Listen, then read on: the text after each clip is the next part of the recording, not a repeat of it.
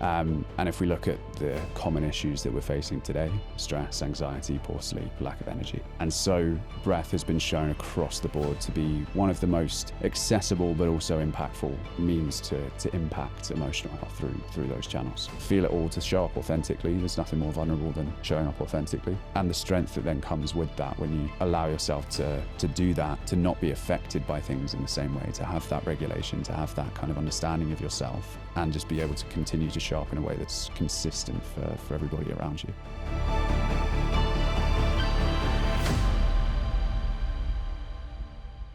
Welcome to the Heroic Man podcast. Today we have Jamie Clements. Jamie is founder of the Breath Space and I've just coined the breathwork specialist of London. Jamie, welcome in, mate. Thank you for having me, mate. It's good to be here. Good. Let's I want to do a short episode on essentially breathwork for dummies, just to get into the basics of what it is, how it works, how to do it, and how the guys listening to the podcast can get the most out of breathwork. For sure. So, what is breathwork? Breathwork is an umbrella term, right? So it's a bit of a all-encompassing catch-all headline that covers a lot of different bases. So at its core, it's any way that we can use our breath to shift our state physically, mentally, emotionally, spiritually. So spans every aspect of breath and how we can use the breath to impact our mental health, emotional health, physical health, spiritual health, depending how deep down the spectrum and down the rabbit hole we go. Within that, the way that I used to speak to this work, and it still very much applies, is sort of through three key pillars. So we have at one end, the real sort of nuts and bolts, the fundamentals of functional breathing, which is how you're breathing right now, how you breathe day to day, moment to moment, how you breathe at rest, during sleep, during exercise, that natural habituated pattern of breathing. So that's really the sort of first layer of the pyramid. We then have the role of breath within the nervous system regulation. And really that's about how can we use the breath as a tool, as a protocol, to create a shift in the state of your nervous system. And then we have the kind of top of the pyramid or the far end of the spectrum, which is about therapeutic breathwork and the healing modalities of breathwork that we can use to work with subconscious mind, work with trauma, and really explore those deeper layers of the psyche and the self. So there's a lot that kind of falls under that umbrella. But I think if we kind of break it down into those three pillars, it makes it just relatively easy to understand and digest and know how, where, and why we might apply something. Yeah. Okay, so pillar number one is essentially just our normal breath, right? Why is that important to get right, like the way we breathe? So I often kind of speak to it as being similar to posture, in the sense that, I know my posture is not perfect. Your posture may not be perfect either. We can always improve it. And to whatever extent we improve it, we'll see knock-on benefits across how we feel. And the same for functional breathing and how you breathe day to day. I suppose to take a step back even before that is that the average adult breathes anywhere between 20 and 27,000 times every single day. And so if we're doing anything over 20,000 times a day, you want to be doing it well. You want to be doing it right. You want to be doing it in a way that is supporting how you feel. And for a lot of us now, it's not that we're breathing drastically wrong in a way that's going to lead you to serious health issues. There are cases of that, absolutely. But for the majority of us, because of stress, because of air quality, a number of different factors of just modern life, we're breathing either too quickly, too much volume, we're breathing through the mouth. There's these subtle signs of what we call dysfunctional breathing that are really just holding us back in terms of our overall health. And so it's really just about the low-hanging fruit of, can we day-to-day, moment-to-moment, learn to breathe in a way that's going to support us in how we think, feel, and operate. Yeah. Because example, actually, when we started this podcast, I noticed that my breathing was a lot faster, right? Real quick in the way I was talking. Caught it, breathe slowly, talk slowly. I could feel my regulation system, my nervous system just getting slower, feel more confident in doing so. So the way that how do most people breathe? I'd say, I guess if we look at ideal optimal versus most commonly non-optimal, and look at those two as maybe kind of personas of respiratory health. So we'll start with the bad news of the kind of most frequent signs, and we mentioned a couple there, but I'd say for the majority of people who are breathing in some way dysfunctional, it's going to be upper chest. So in an ideal world, we want to be breathing deep using full respiratory capacity. So upper chest, potentially even vertical. So as they breathe in, shoulders are coming up, and it's all very clavicular. So up into the kind of the collarbones and the upper chest. Breathing quickly, breathing heavily, breathing noisily. And really that is, and then probably the final kind of boss of dysfunctional breathing would be mouth breathing. So breathing through the mouth. So all of those aspects really, really common in modern life because of some of those factors we mentioned around stress, around air quality, around diet. There's a real kind of broad range of factors as well. And then in terms of optimal, what we're really looking for is the antithesis of that. So breathing through the nose, nasal breathing, super, super important as part of this conversation. Breathing slowly, as you mentioned, breathing deeply, leading with the diaphragm, and breathing gently. There's this common misconception that a deep breath has to be a big, heavy breath, but that's actually going to add more stress, more strain to the nervous system, to the respiratory system.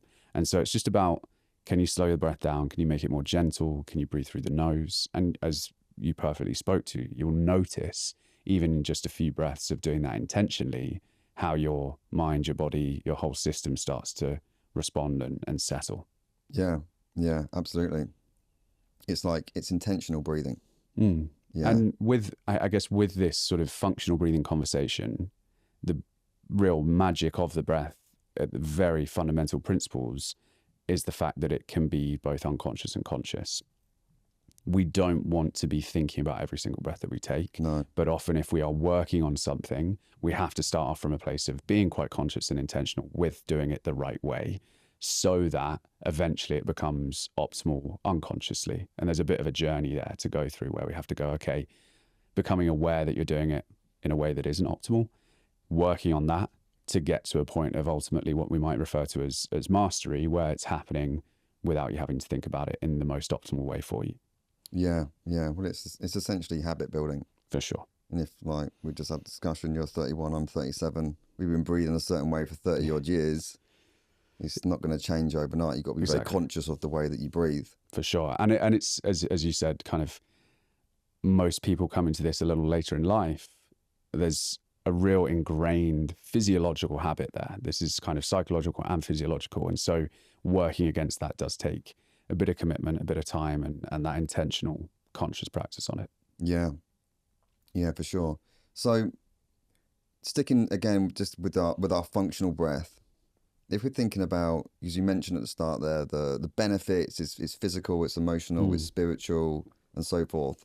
What's the benefits physically? So functional breath, getting that right, physical benefits. So we can start really with the respiratory side of things. So if we're breathing through the nose, we're getting a whole range of benefits that come from nasal breathing. So we're slowing the breath down. We're also filtering and humidifying the air to be received by the lungs in the best possible state. So we're actually improving the air quality that we're receiving by breathing through the nose. Within that, we also get this release of nasal nitric oxide. So we're lowering blood pressure, improving circulation. And then from a physical side of things, we're looking at things like cardiovascular health. What else are we seeing there? There can even be impacts around sort of, particularly in children, but also in adults, kind of formation of the jaw and the facial structure. And so I think the real core benefits from a physical standpoint are going to be around cardiovascular health for sure. Yeah. Okay, so physical, cardiovascular. What about emotional? Emotional is probably where most of the excitement and interest in breathwork has come from, because we're looking at things like sleep quality, stress, anxiety, and energy I'd put in there as well. And if we look at the common issues that we're facing today, stress, anxiety, poor sleep, lack of energy. And so breath has been shown across the board to be one of the most accessible but also impactful means to impact emotional health through those channels. Yeah. Yeah, for sure. Just being able to regulate your emotions and slow them down. Yeah. Yeah. Yeah. Absolutely. Okay. What sort of situations? So let's think about typical situation, typical guy. Maybe he's married and he's maybe he runs a business. Typical situations he might face day to day: conflict with a loved one, conflict with his children, conflict with a team member. Where does breath fall into like helping navigate that? Yeah, I think it's really around that emotional regulation piece, and I suppose the mechanism beneath emotional regulation being nervous system regulation, and looking at two sides again. So proactive, preventative, and sort of reactive, responsive ways of using the breath. So the preventative piece, I think, is the longer term, real big win here. It just is going to lead you to a place where actually the level of reactivity that you face in conflict comes down over time. And so you're less triggered by things that used to trigger you. You're less affected by, kid throwing a tantrum. You're less affected by someone at work doing something that rubs you up the wrong way. And actually that space between you feeling that emotion and how you respond to it growing and growing and growing, and just feeling much more in control of how you think, feel, but also respond to what's going on around you. And so that would be where the daily practice of breath work, of whether it's 10 minutes a day, 20 minutes a day, however many minutes a day, that consistent daily practice would be just a way to bring your overall level of regulation back into a more balanced place, so that you're able to respond from a healthier position. And then in the moment, which is always, we're not ever, I'd say, kind of immune from triggers or immune from getting rubbed up the wrong way. And so in those moments, using the breath in quite an acute way to go, okay, I can feel myself getting aggravated, getting angry, getting frustrated. What can I do right here, right now to take the edge off of that, so that I don't blow up, so that I don't, say something that I'd later regret and just really impulsively react. And so same sort of tools that we would use there in terms of bringing down the level of energy and activation within the nervous system. So slowing the breath down, extending the exhale, using short, simple breath holds, just really kind of fundamental tools and practices that we can start implementing in both that preventive, kind of proactive way, but also in the moment. Yeah. I found that for me personally, the breath in the moment when it comes to relationship, conversations, conflict, navigating that and being able to vocalize it. So it's like, and you can't do it in every situation. Like if you're having a fucking conflict at work and and then you go, hang on a minute, mate, can I just take a breath? And then let me get clear, and then I'll get back. But actually, I think I find like in intimate relationships where there's more understanding between the two of you, that you both want to navigate it in the right way, to be able to say to your partner, give me, just need a minute, and I'm just going to breathe, and then I'll be able to respond in a more effective way, is fucking super powerful. Yeah. And I've also found, for me as a guy, and I know this with working with men, that we process things over time. We need time. We're like analytical, we're logical beings.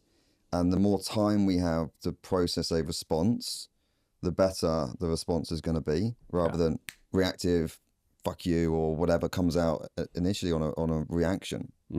I'd even go as far as to say, like, we should be able to, in whatever situation, if we're in ourselves and really kind of tuned into ourselves, be able to say, whether it's work conflict, relationship conflict, whatever the conflict, I'm going to call time out here. Like, I'm going to go take a minute and then we can come back to this. Because I think there's just almost, particularly, I'd say kind of man to man in conflict, there's a natural tendency towards reactivity and competitiveness and that sort of macho energy that can show up quite quickly and easily for all of us at times.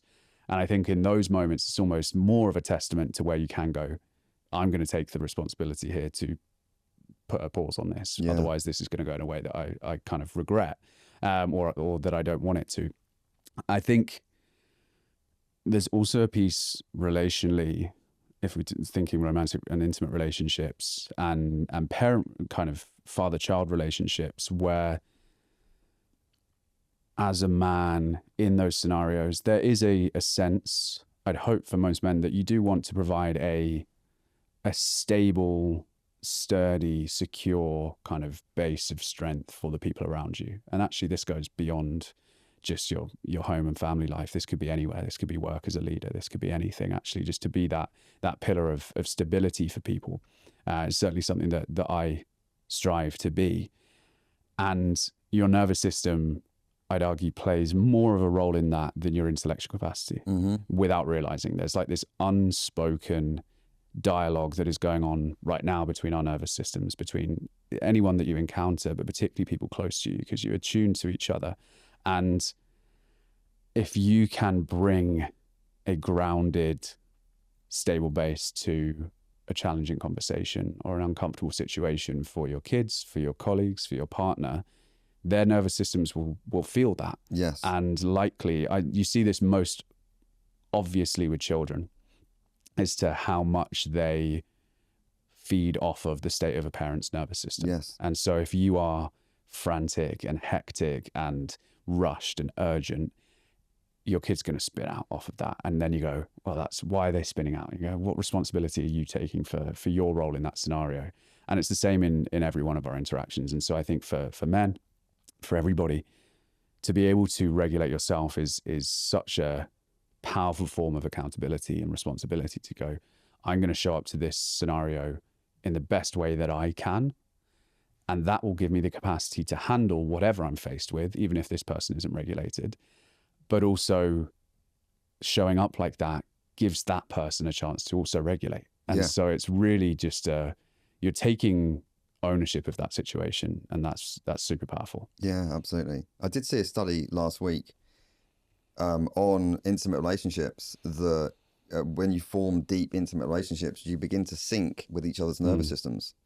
So it's like the other person energetically will be able to feel when you're off or your regulation is up in the air, and it'll also affect theirs too. Yeah, it's mega 100%. powerful. I think we talk a lot, and we've done it in this conversation as well, and I'm glad we touched on both sides, but we talk a lot, and the world talks a lot about self-regulation. Like, you own your shit, I'll own my shit, like regulate yourself and everything will be fine.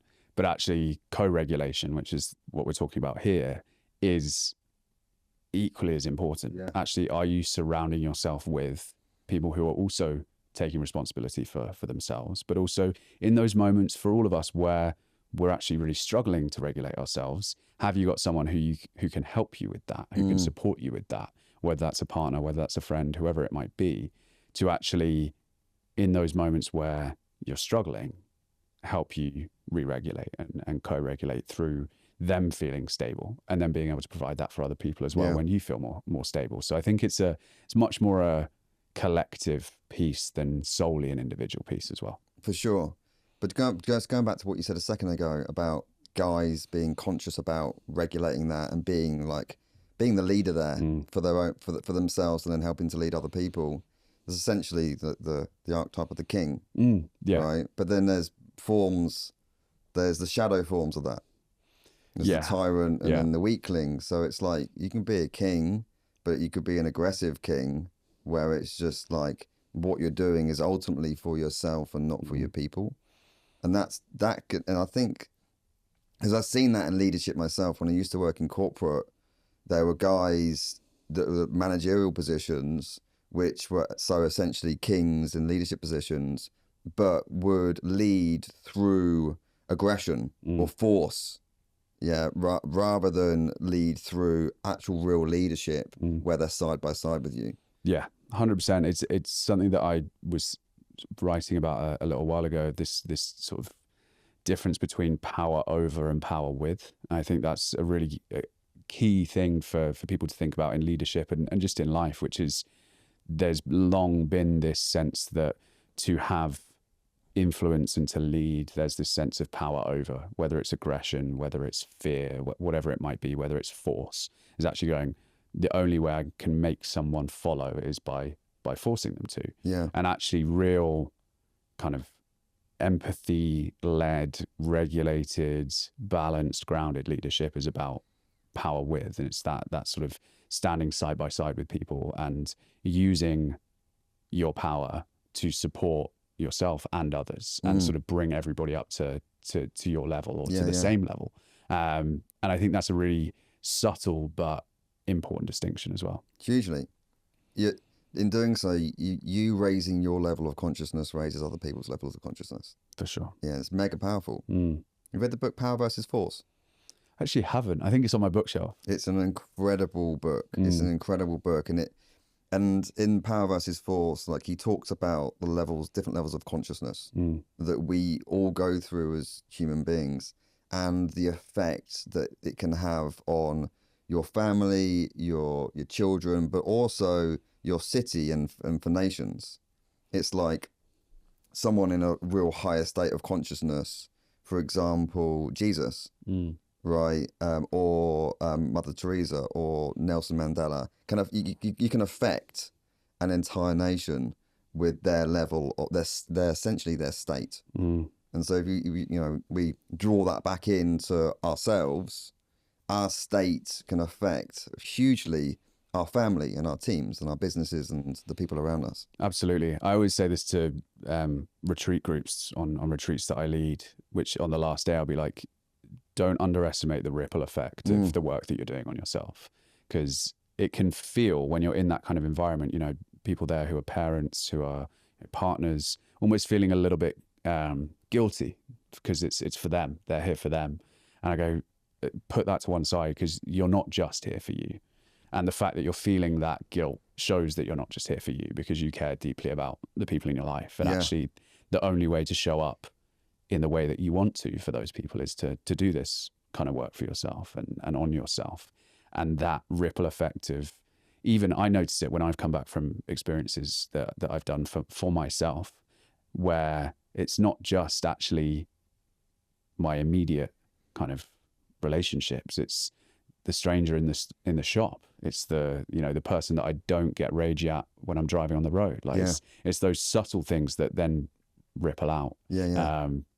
And it's really impactful. And that's why I love this work and conversations like this, because you don't know how far it's going to knock on, even if it's just like a subtle shift in somebody as well. Yeah, absolutely. I say this to a lot of guys actually, and I fell into this trap for many, many, many years of putting other people first. Hugely, when I built my first business, it was always the team before me. They always got paid before me. I was just the nice, people-pleasing nice guy, putting most people before myself. And it was when I learned that when I'm great, everyone else around me is fucking great. But only when I'm great. If I'm just good, everyone else around me is okay. They're okay. Right? It needs to be that we are number one. The self-care for ourselves, our inner growth, our personal development, whatever that looks like, we are number one. And in doing so, everyone else is fucking extraordinary. Yeah, and I think it can be seasonal as well. I've just been through a period in my own life where I'd fallen into that place of not putting myself first and letting a lot of the things that I was doing to take care of myself kind of slide a little bit, because I thought I was good, and I found myself in a place where I wasn't feeling particularly good. And I've just come out of 6 weeks or so of really focusing on me. And my partner's been incredibly supportive through that. But now that I feel in a much better place, yes, I'm keeping the practices there that are going to help me stay there, but I'm then going, okay, well, what can I do to support and help her with herself, and just be that, to come back to that previous point, like that pillar of stability, because I think that is what allows the people around you just to feel safe and secure to then go and do what they need to do for themselves. Absolutely. But if you're doing that from shaky grounds, your foundations are shocking. It's like it's fucking hard to support other people when inside you're fucking going through your own turmoil. Yeah. And then resentment kicks in and all sorts kicks in, and then it's like we said earlier, the other person can feel that. Yeah, exactly. They know. Especially women, they know. They know before we fucking know. Deep down, they're like, "Why are you off? How did you freaking know?" Yeah, I didn't even know. Yeah, exactly. I think one of the things that I've kind of worked through this year, or one of the challenges I faced this year, has been a sense of feeling a little uncertain in myself in terms of like, what am I doing? Where am I going? Like, what's the point of all of this? And that's been very like ego led and kind of surface level. And I noticed actually that if I had that sense of uncertainty within myself, all of a sudden people around me felt less certain in me, because it's contagious. If you're, as you said, kind of on shaky ground, then people pick up on that and sense that. And so it's really that move towards, can I do the things that I need to do to feel better in myself, rather than trying to convince somebody that I'm okay or that I'm certain of myself. Actually do the work to build that within yourself, and then actually it shifts and it flicks like that for other people as well. Yeah. The thing is, the knock-on effect, if you think about the knock-on effect of not looking after yourself, not looking after your regulation system, so say you're on shaky grounds, it then leads to your own uncertainty. You don't feel stable in yourself. Well, the dynamics for that in a relationship, say you're in an intimate relationship with a woman, like one of her core drivers for you will be stability. Like I want that security in my partner, in my man, that he's got that, because it's a very masculine trait to have that stability. As soon as if that unshakiness is there it can be there for a short period, sure. But if it's there for a long fucking period, the polarity in a relationship can change. And that's where you see the dynamics change, and the woman takes more the masculine energy, the man seeps down into more of a feminine energy, and it doesn't work for relationships long term. Yeah. So it just goes back to, you guys, you got to put yourself first. 100%. And I think it's that conscious, empathetic self-care and self-work to go, I'm doing this for me. Yeah. But I'm also doing this for everybody else. And just always checking back in with that. Because I do think there are forms of the kind of self-development conversation that do verge on selfishness and selfishness in its shadowy form. And I think, so it's just really important, I think, for everybody just to keep checking in with, maybe you reach a point where you're like, actually, I'm good. Yes. I don't need to keep chasing this mystery place of like always improving, because that's also a surefire way to make sure that you never feel good enough. If you're like, I've still got somewhere to be. And we're kind of constantly reaching outside of ourselves for this mythical place that's actually just self-acceptance and stillness, and actually being like, I'm good, I'm fine. Yeah, it's a fucking valid point, particularly in the self-development industry, because it can be very addictive just to keep going. 100%. Keep doing more work, more inner work, the next retreat, the next course, the next program, whatever, to seek the next level of answer.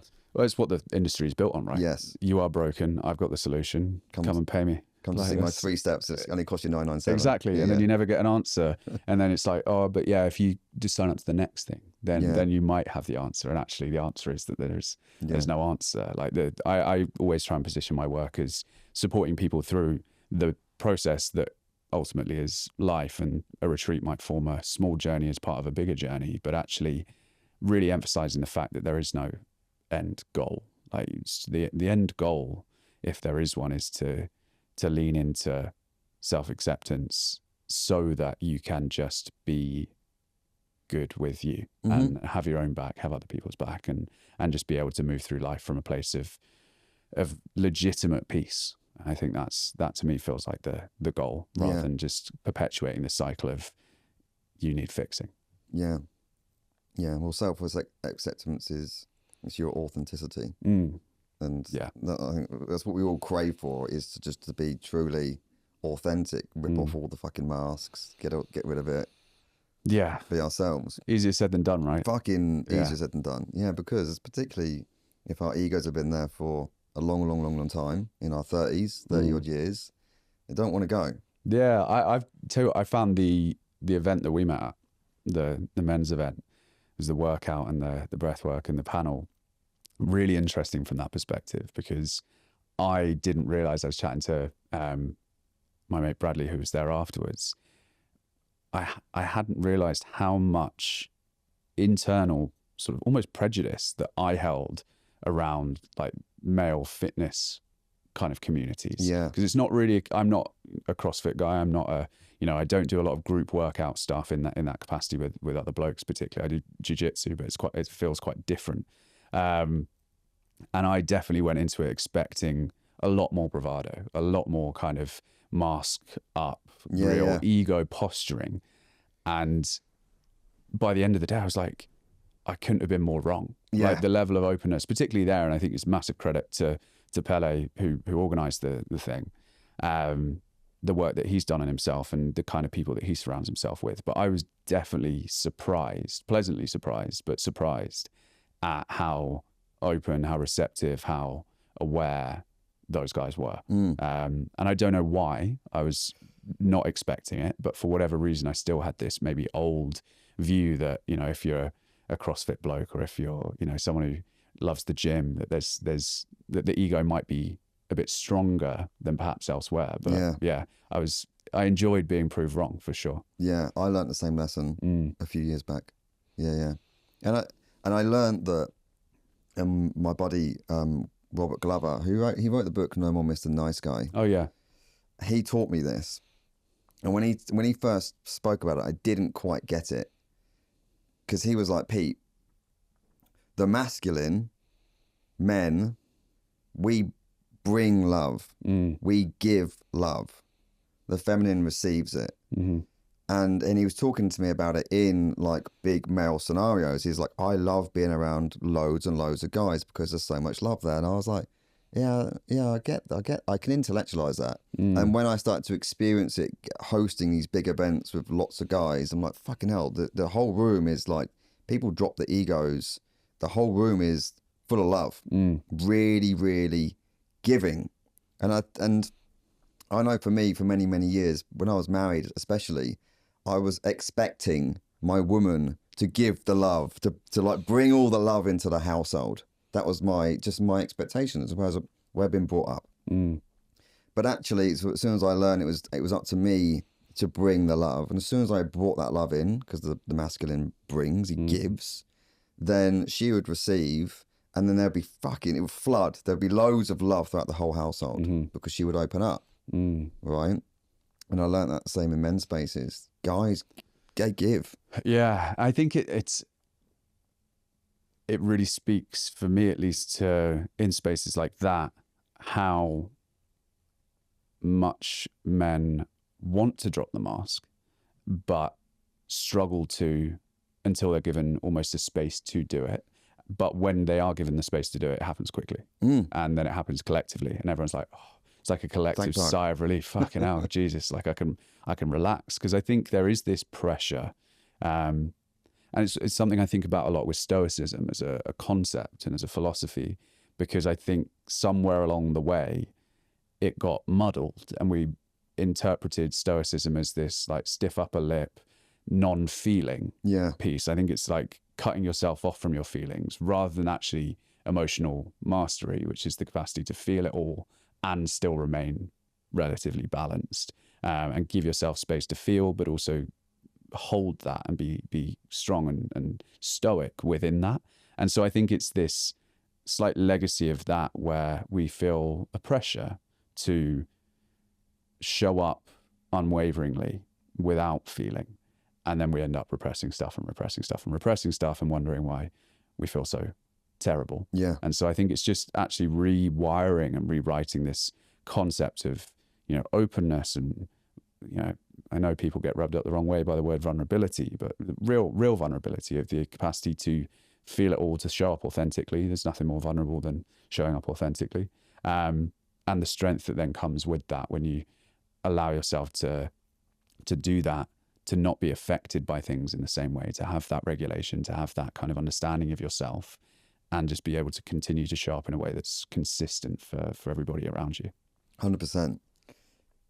Talking about regulating, and let's go into a little bit of how to, right? For some of the guys, whether they're just starting out or whether they've been doing it for a little while, where's the best place to start with beginning breath work? Yeah, I think if we come back to those three pillars, the most fundamental place to start is awareness. So this is about, you know, hopefully through the course of this conversation, there've been a couple of moments where someone's just gone, oh, how am I actually breathing?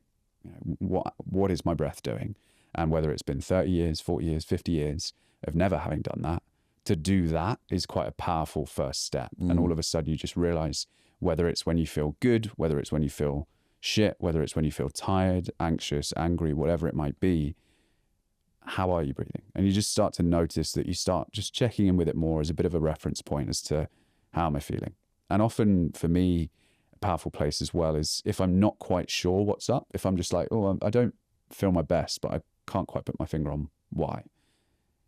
How am I breathing? And just using that as almost your marker of what is going on for me. Can I come back to myself over and over again and just start again? How am I breathing? And so that first piece of just checking in with it, I think is step one. And then it's starting to implement and integrate very, very simple, but very, very effective ways of shifting your breath. So that could be you take one of those moments where you check in with your breath. It could be on the tube, you could be answering emails, you could be in the gym, and just starting to slow the breath down.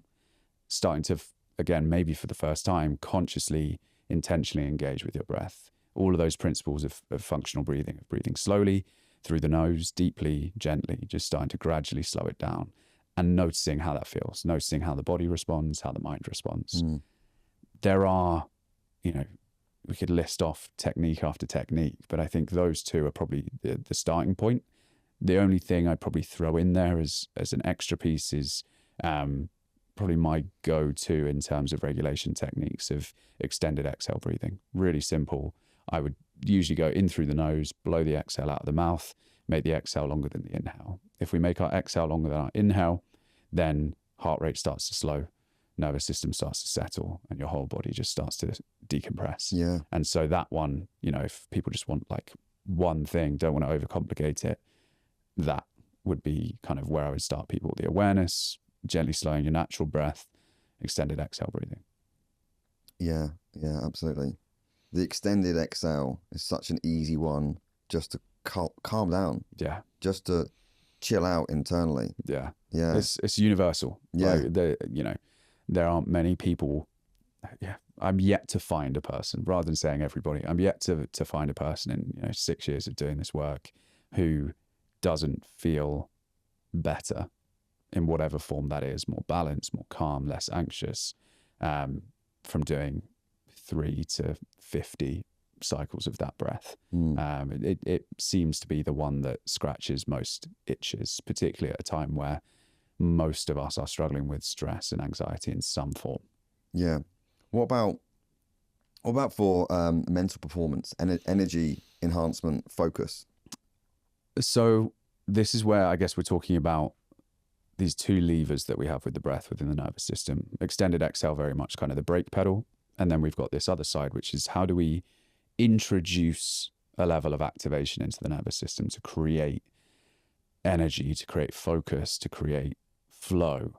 And also, if you find yourself feeling a bit sluggish and lethargic and stagnant, like how do you lift yourself out of that state?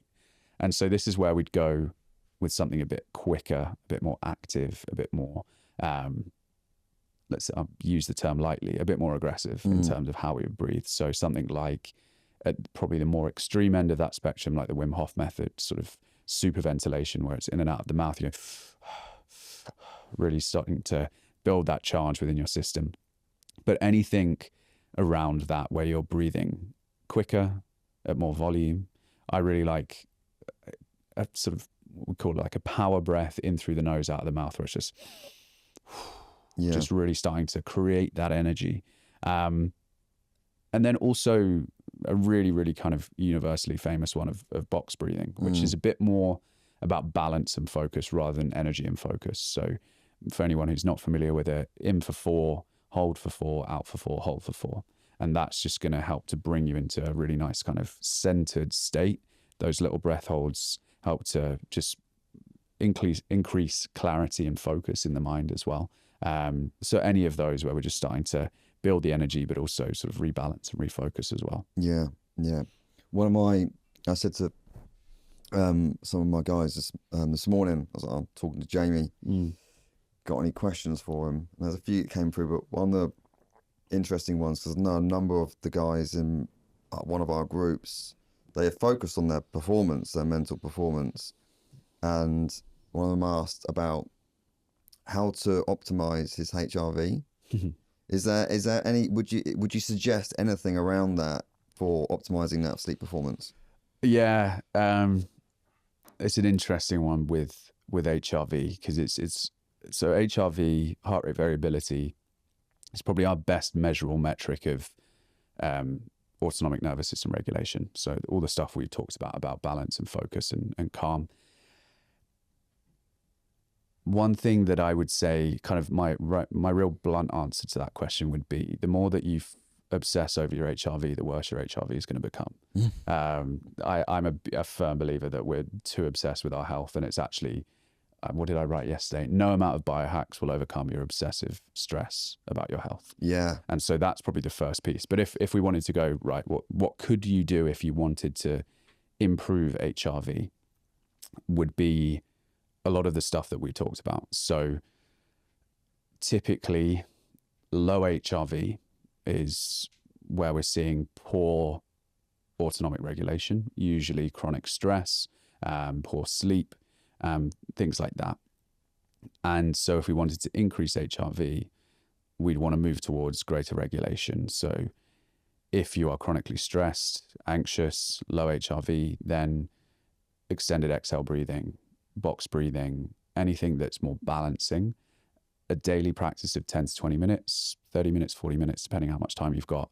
And that built up over time will have a positive knock-on effect on HRV. Yeah. It's a helpful metric, but also checking it daily doesn't really tell us much, because it's more about the trend of HRV to see what kind of direction you're going in when it comes to overall regulation. Yeah, that makes sense. Okay, Jay. I'll tell you what, let's, one thing, because I'm going to wrap this up, and then we'll do another one, then we'll go a little bit deeper on something else. If guys want to find you, where do they go? Thebreathspace.co.uk and Jamie Clements _ on Instagram. Okay. Right, and team, we're going to do another one, so tune in to the next one.